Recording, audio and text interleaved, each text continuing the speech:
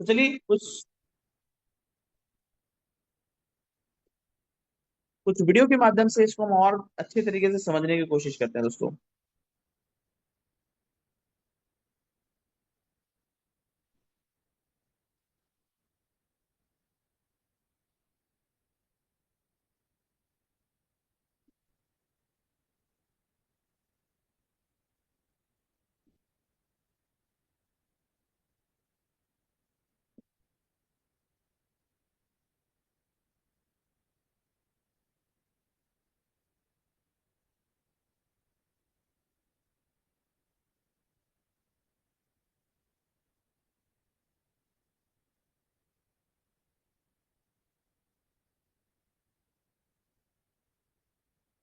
चलिए हमारे को होस्ट बताएंगे। हाँ, मेरे स्क्रीन शेयर हो गई है। नहीं सर, अभी नहीं हो रही है। यस सर, हो रही है सर।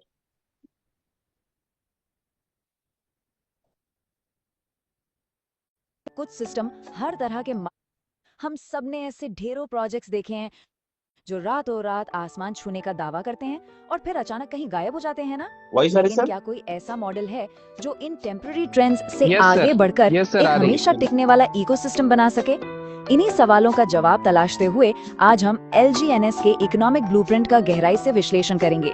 हम फर्स्ट प्रिंसिपल्स यानी प्रथम सिद्धांतों का इस्तेमाल करके ये समझेंगे कि आखिर असली वैल्यू बनती कैसे है और कैसे कुछ सिस्टम हर तरह के मार्केट क्रैशेस और बुल रन को पार करने का दावा करते हैं। तो चलिए बिना किसी देरी के शुरू करते हैं। आज के हमारे इस सफर के 6 मुख्य पड़ाव होंगे। पहला, कीमत स्थिरता का भ्रम। दूसरा, शून्य योग जाल। तीसरा, मुक्त तरलता और मूल्य। चौथा, ट्रिलियन स्तर की वास्तविक मांग। पांचवा, डिफ्लेशनरी ब्लैक होल। और छठा और आखिरी, बाजार के चक्रों को पार करना। तो सबसे पहले बात करते हैं पहले पॉइंट की, कीमत स्थिरता का भ्रम, यानी कैसे ये नकली समृद्धि हमें धोखा देती है। जरा एक गत्ते से बने बैंक की कल्पना कीजिए। बाहर से देखने में वो बिल्कुल एक असली और मजबूत बैंक जैसा लग सकता है, लेकिन अंदर से वो पूरी तरह खोखला होता है। विश्लेषण बताता है कि क्रिप्टो मार्केट में कई कॉपी कैट प्रोजेक्ट्स बिल्कुल ऐसा ही करते हैं। वो शुरुआत में फंड्स के साथ हेरफेर करके कीमतों को आर्टिफिशियली ऊपर ले जाते हैं और फिर चार्ट पर एक सीधी रेखा या साइडवेज मूवमेंट बना देते हैं। इसे हम कृत्रिम स्थिरता कह सकते हैं। नए निवेशकों को लगता है कि वाह, ये तो बहुत सेफ इन्वेस्टमेंट है, लेकिन असलियत में ये सिर्फ एक मुखौटा होता है। कीमत में ठहराव का मतलब हमेशा ये नहीं होता कि उस एसेट में सच में कोई वैल्यू है। ये नकली समृद्धि पूरी तरह से बाद में आने वाले लोगों के पैसे पर टिकी होती है, जिसकी नींव बहुत बहुत कमजोर होती है। अब आते हैं हमारे दूसरे हिस्से पर, शून्य योग जाल, जिसे हम ताश का महल या हाउस ऑफ कार्ड्स का गिरना भी कह सकते हैं। ये समझना बहुत जरूरी है कि ये बनावटी इकोसिस्टम आखिर ढहते कैसे हैं। सोर्स मटेरियल हमें एक बहुत ही स्पष्ट उदाहरण देता है। सोचिए कि ताश के पत्तों से बने एक महल के नीचे कोई विशाल वेल बैठी हो। इन प्रोजेक्ट्स का मॉडल ही कुछ ऐसा होता है कि नए लोग अपना पैसा लगाते जाते हैं और जो शुरुआती इन्वेस्टर्स या वेल्स होते हैं वो कौड़ियों के भाव टोकन जमा कर लेते हैं। जब तक कोई असली उपयोगिता नहीं होती, ये सिर्फ एक जीरो सम गेम बनकर रह जाता है। और फिर एक दिन आता है जब इन वेल्स को अपना बड़ा प्रॉफिट बुक करना होता है। जैसे ही वो अपने टोकन बेचना शुरू करते हैं, सिस्टम की पूरी लिक्विडिटी पल भर में सूख जाती है इसीलिए और वो नए फंड्स के बिना फेल नहीं वो है। तथाकथित स्थिरता ताश के पत्तों की तरह भरभरा के गिर पड़ती है। ये क्रैश होना तय है, क्योंकि बाहर से कोई नई वैल्यू तो आ ही नहीं रही थी। अगर हम इस पूरे भ्रम और LGNS की वास्तविकता को आमने सामने रखकर देखें, तो फर्क बिल्कुल शीशे की तरह साफ हो जाता है। एक तरफ हमारे पास वो कठोर मॉडल है जो आपकी लिक्विडिटी का अपहरण कर लेते हैं, यानी आपके फंड्स फंसा देते हैं, हेरफेर करते हैं और सिर्फ जीरो सम गेम पर चलते हैं। वहीं दूसरी तरफ सोर्स के मुताबिक LGNS की अप्रोच बिल्कुल अलग है। यहाँ एंट्री और एग्जिट पूरी तरह से आजाद है। प्राइस तय करने की ताकत किसी एक के पास नहीं, बल्कि सीधे मार्केट के हाथों में है। और सबसे बड़ी बात, इसकी वैल्यू किसी हवाई दावे पर नहीं, बल्कि एक असली इकोसिस्टम की डिमांड पर टिकी है। ये एक बहुत बड़ा पैराडाइम शिफ्ट है। यहीं से हमारा तीसरा अहम टॉपिक शुरू होता है, मुक्त तरलता और मूल्य, यानी पावर को वापस बाजार के हवाले करना। इन दो शब्दों को समझना हमारे लिए बहुत जरूरी है। किडनैप्ड लिक्विडिटी या अपहरित तरलता का मतलब है जब कोई सिस्टम आपके पैसे को लॉक कर देता है या ऐसी शर्तें लगा देता है जिससे आप आजादी से ट्रेड नहीं कर पाते। इसके ठीक उलट LNGS फ्री लिक्विडिटी यानी मुक्त तरलता की बात करता है। इसका सीधा सा मतलब है एक बिल्कुल ओपन और ट्रांसपेरेंट खेल। आप अपनी मर्जी से आ सकते हैं और जब चाहें जा सकते हैं। आखिरकार यही आजादी तो किसी भी एसेट की सही कीमत तय करने का सबसे सच्चा तरीका है ना? इस कॉन्सेप्ट को एक तिजोरी के खुलने और उसमें से आजादी से बहते पानी की तरह समझिए। ये इस बात का प्रतीक है कि LGNS कभी भी मार्केट को बंधक नहीं बनाता। आप अपनी फाइनेंशियल प्लानिंग के हिसाब से फैसले लेने के लिए पूरी तरह आजाद हैं। हाँ, जो लोग लंबे समय तक टिके रहते हैं वो स्टेकिंग के जरिए कंपाउंडिंग का फायदा जरूर उठाते हैं, जिससे बाजार में एक मजबूत भरोसा बनता है।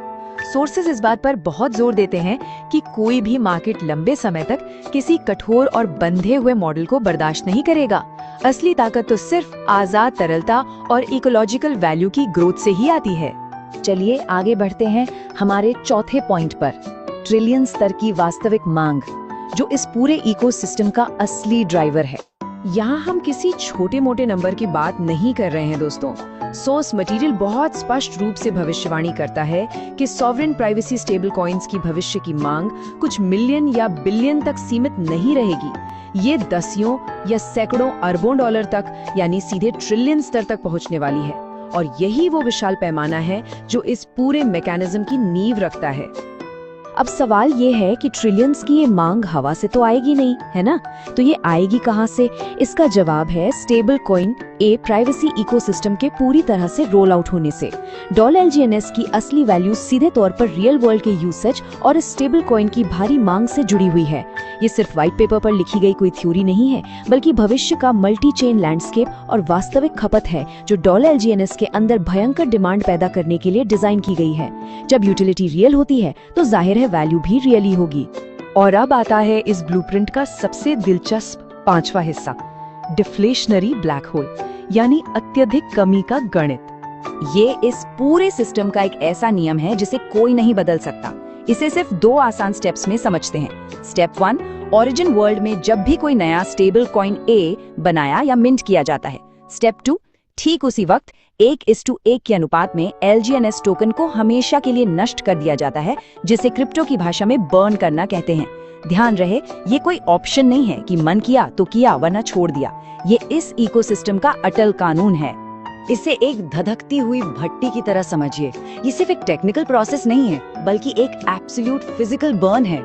सोर्सेस साफ करते हैं कि मिंट किए गए हर एक स्टेबल कॉइन ए के बदले LGNS को अनिवार्य रूप से भट्टी में जाना ही होगा। इसका सीधा सा मतलब है कि ये इकोनॉमिक मॉडल किसी इंसान के भरोसे पर नहीं, बल्कि प्योर मैथमेटिकल एग्जीक्यूशन पर चलता है। जैसे जैसे डिमांड बढ़ेगी और स्टेबल कॉइन बनेंगे, वैसे वैसे LGNS की सप्लाई लगातार और हमेशा के लिए कम होती जाएगी। जरा सोचिए, जब ट्रिलियन स्तर की वो भारी डिमांड इस 1:1 बर्न वाले रूल से टकराएगी तो क्या होगा? तब बनेगा एक डिफ्लेशनरी ब्लैक होल। एक तरफ से मार्केट में बड़े पैमाने पर डिमांड आ रही है और दूसरी तरफ से सप्लाई को लगातार जलाया जा रहा है। इसका मैथमेटिकल रिजल्ट ये होगा कि सर्कुलेटिंग सप्लाई में एक अभूतपूर्व और खतरनाक कमी आ जाएगी। ये एक ऐसा फ्यूचर बनाता है जहां टोकन्स की इतनी भयानक कमी होगी कि गणित के हिसाब से इसकी वैल्यू को मजबूत होना ही पड़ेगा। यही हमें हमारे आखिरी और छठे पॉइंट पर लाता है, बाजार के चक्रों को पार करना और एक लॉन्ग टर्म रास्ता बनाना। हम सब जानते हैं कि मार्केट में बुल और बेयर रन तो आते जाते रहते हैं। ये सब बस मार्केट का टेम्पररी पागलपन, भावनाएं और नैरेटिव्स होते हैं। लेकिन सोर्स के विषय